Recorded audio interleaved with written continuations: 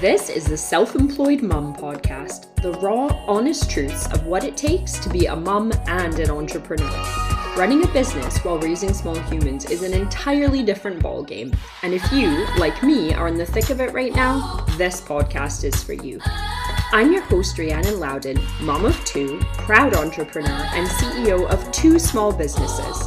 And my guests, women who are juggling all the plates, building businesses while raising the next generation. Thanks for tuning in, and don't forget to like, follow, and spread the word to help keep this podcast going. Now on to today's episode.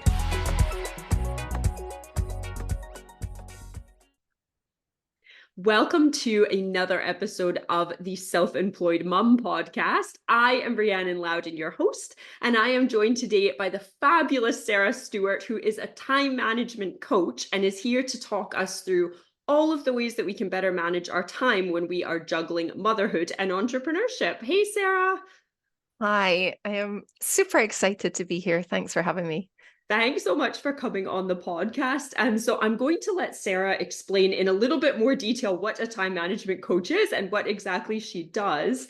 But before I do that, I just wanted to say I have just started working with Sarah because as many of you will know who have listened to this podcast for some time, or if you follow me on Instagram, I find managing my time to be one of the most difficult parts about entrepreneurship, especially with small children at home. And I think it's something that I really needed some outside help with. So I'm really excited that Sarah's agreed to come on and share her sort of perspective and expertise.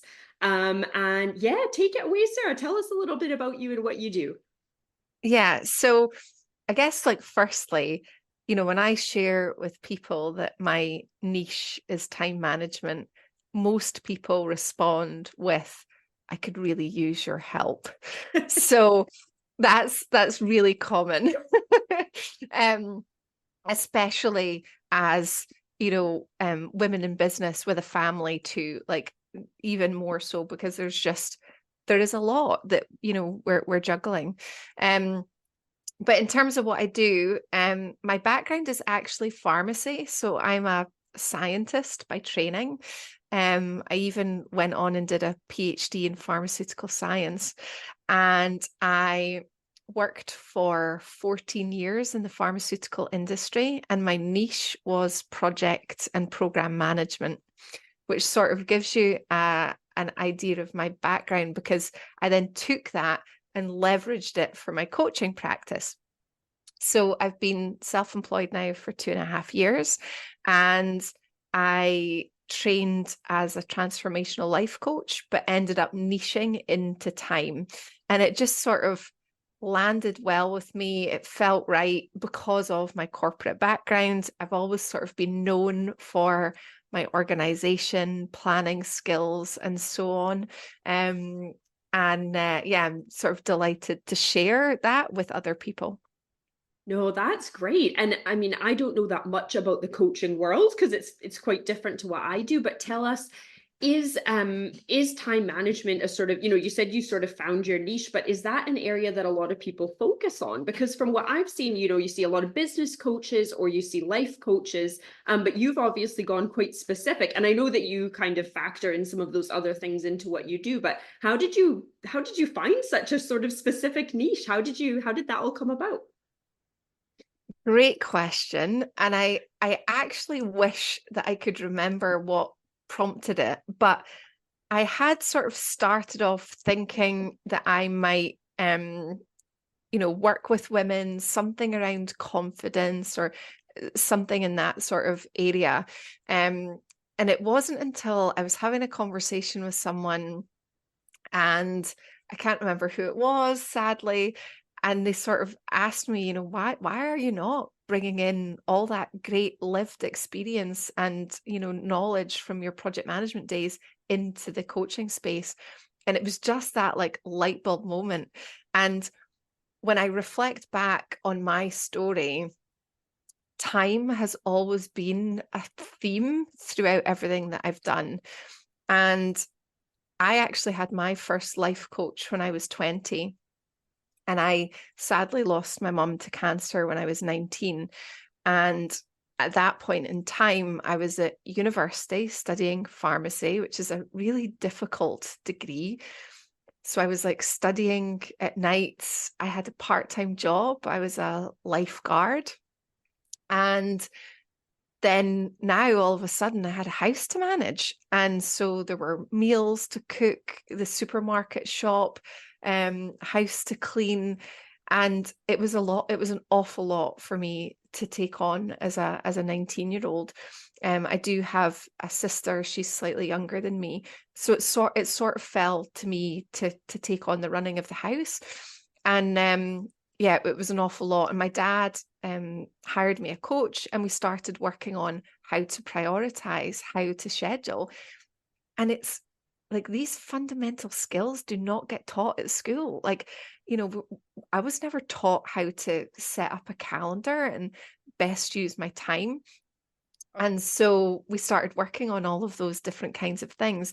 And whether it's been that, the fact that I learned those skills so early on in my sort of working life, it really stood me in great stead then going into the corporate space. So yeah, this sort of theme of time and how to use time has always been there. So yeah, and I'm just so passionate. Like I think it's such a fundamental skill that if you can get that right, it just has this massive positive ripple effect across so many areas of your life. If you're trying to make a change and improve your health and fitness, or you need time to do that. If you're trying to build a business and you're maybe still in a day job, you need time to create and work on your side business. And so a lot of stuff comes back to time.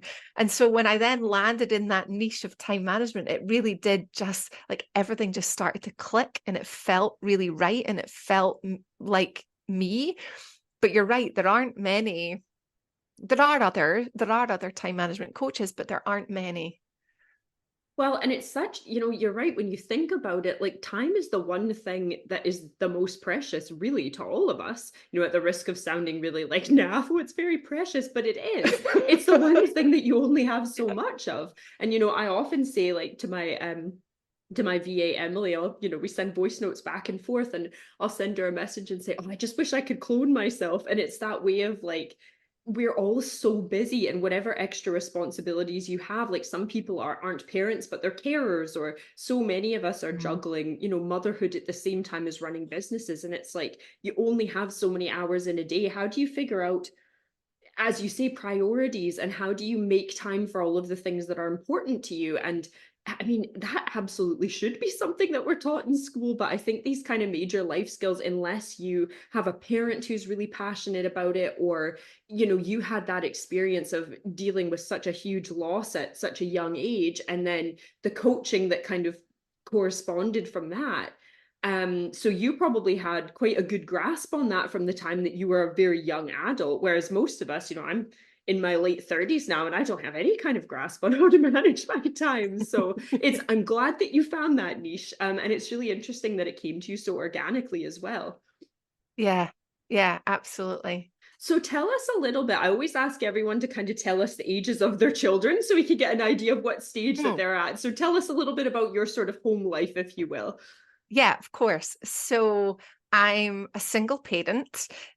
So I have been separated now for nearly 12 years.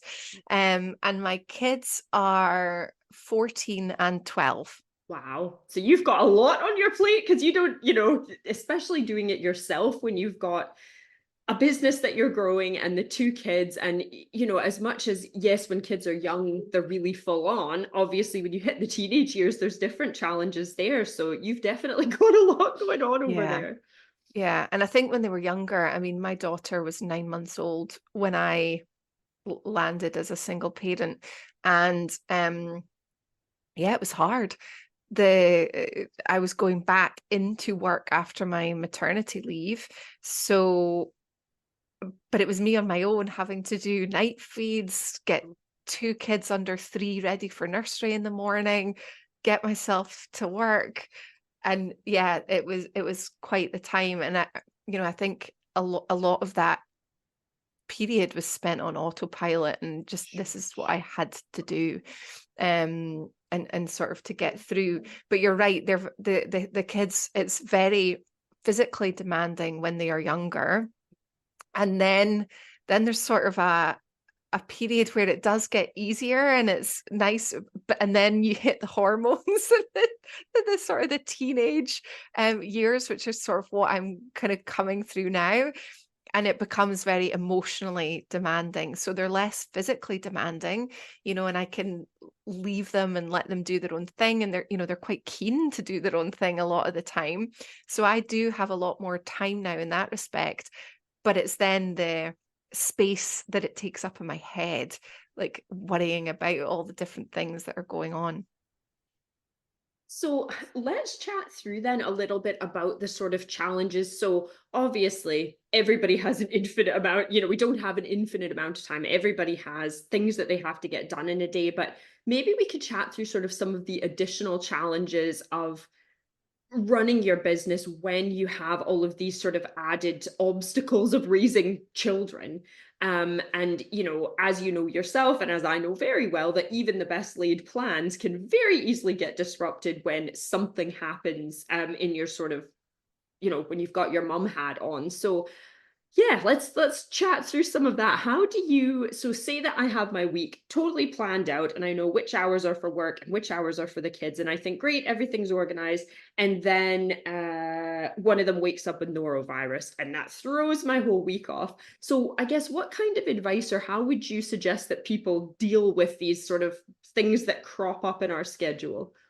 Yeah, I think the first part is like compassion to oneself. I think that's a big part of it, because it's just knowing that these things do happen. We're not going to be able to control everything down to the last minute. And so I think there is something around like looking at it through a lens of compassion, because a lot of my clients will create the plan, and especially when we're at the start of our journey, when it's novel and exciting and they're more motivated, they'll jump in and create the plan, and it probably will go to plan to start with. But then maybe by like week 2 or 3, it's maybe not going to plan so much. But I think it's just that knowing that the plan should not be set in stone.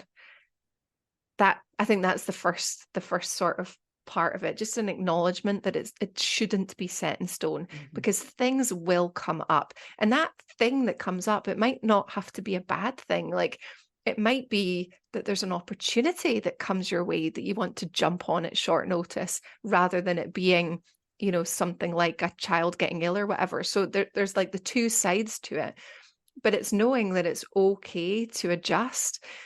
And I think for me, I think it's important to be zooming out and looking at the big picture, as well as zooming in and looking at the week. So even if a week doesn't go to plan, it's knowing that across the quarter or that half of the year, that the direction that you're headed in, you've got the activities in your schedule and so on that are going to take you closer to that goal. And if you do have a week that doesn't go quite to plan, that's okay.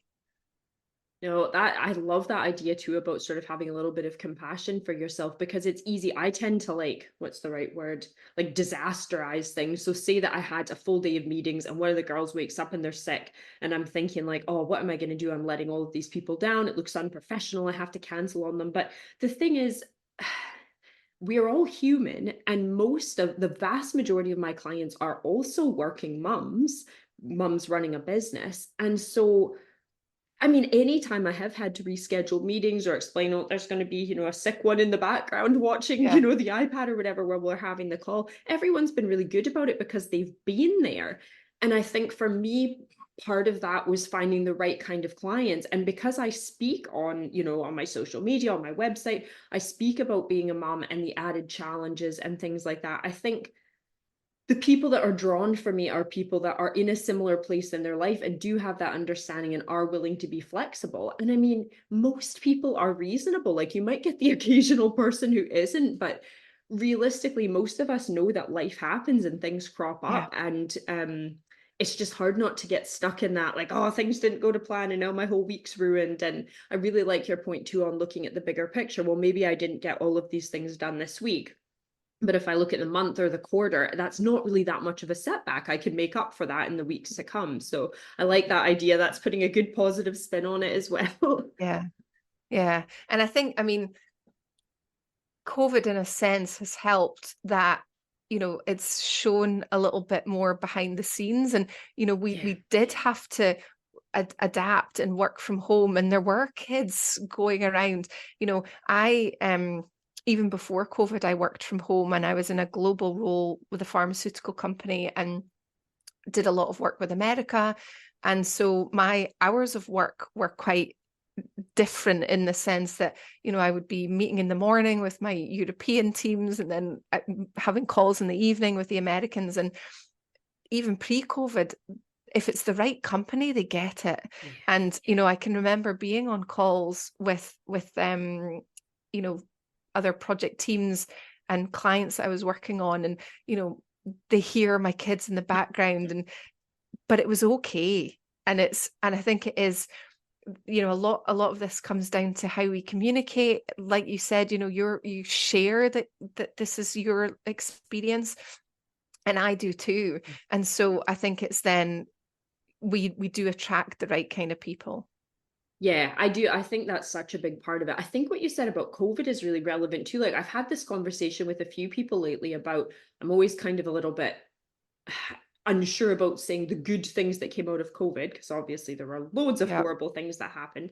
But I do think it's made us all a little bit more understanding as human beings. And as you say, people were working from home and juggling kids. And I don't know, I think we're kind of more used to it now. And maybe our sort of perspective has shifted in that doesn't make us unprofessional. That just shows that we're juggling lots of things, which I think is only a good thing. This idea of trying to separate completely your work and your home life, I don't think it's possible. It's not for me anyway, because the two are just so closely knit together, and they do overlap even when you plan. As you Yeah. say, like things don't go to plan. And I wanted to ask your perspective on this too. So you were talking about, understanding that maybe plans can't be set in stone because you are going to have to be flexible, even more so when you have, children at home.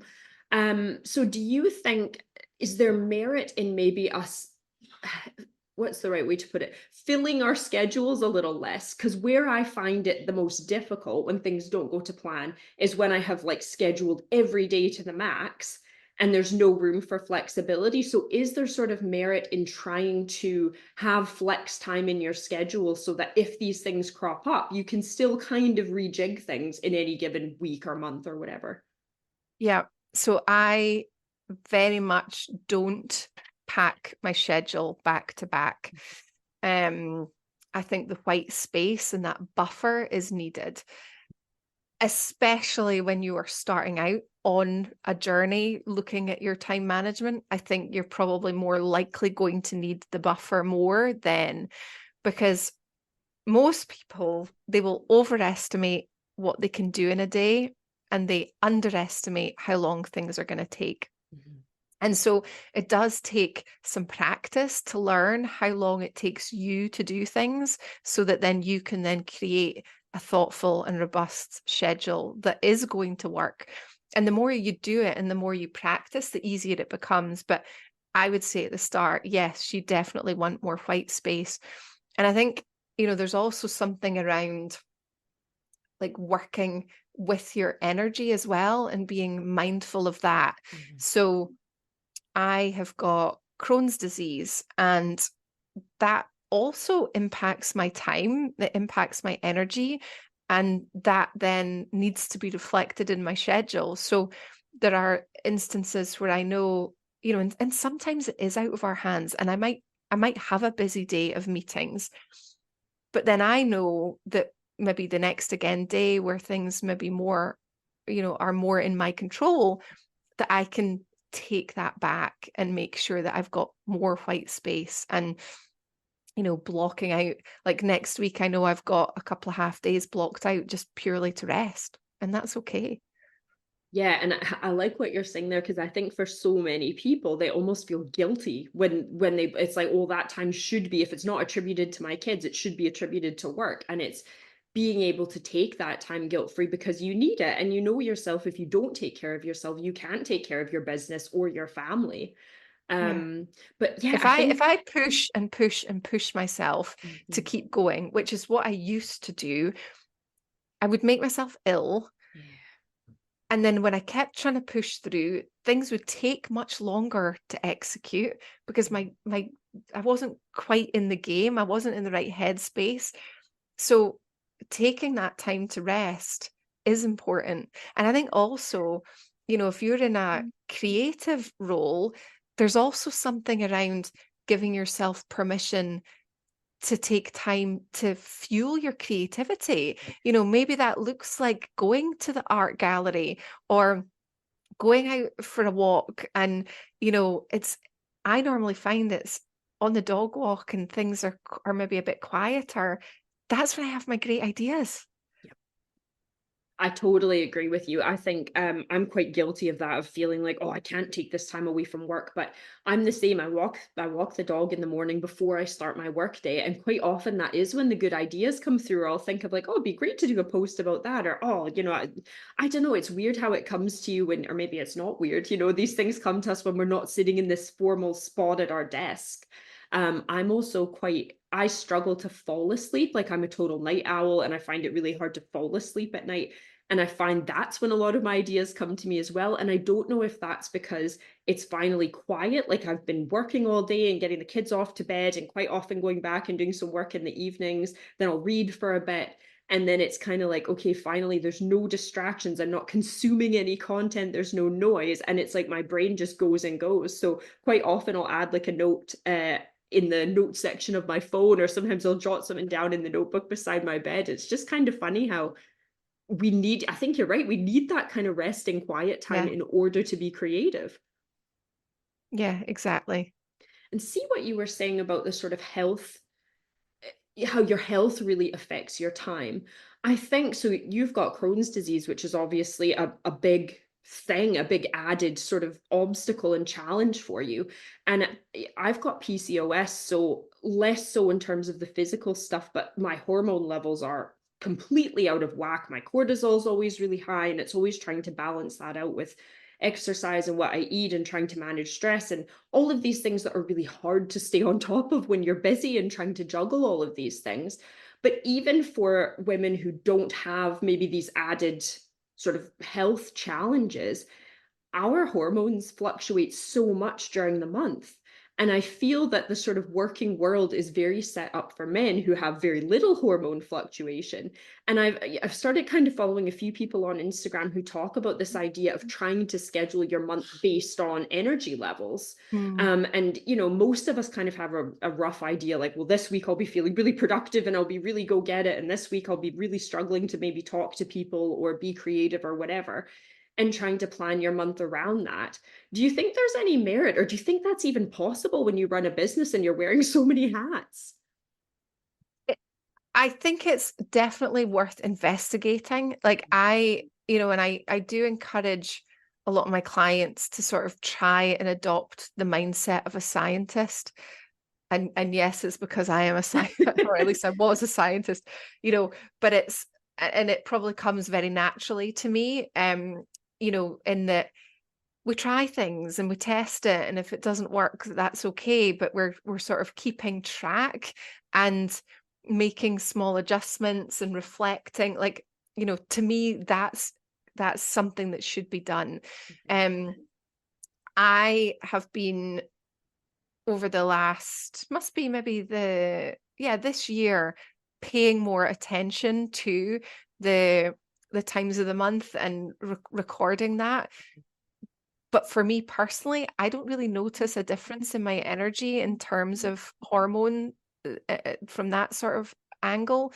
But I do know others that it does. And So I think it is worthwhile having a look at in case it's something that's relevant to you.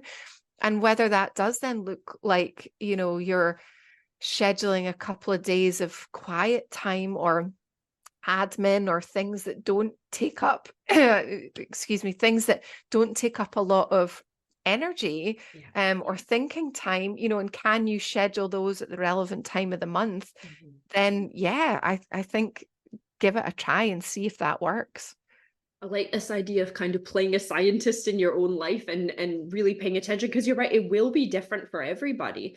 And it's probably not as straightforward as things are the same all the time, because obviously along with that you just have whatever else is happening in your life. Or for you, I assume if you have like a sort of bad episode or a bad, I don't know what the right term is, but that must be unpredictable sometimes too. So maybe between the kind of being flexible and also being mindful of sort of what's going on at any given moment in time, we probably could all do a little bit better at planning out Yeah. Yeah. how we use So our for time. instance, I mean, for the most part, my Crohn's disease is very well managed. I Mm. take medication.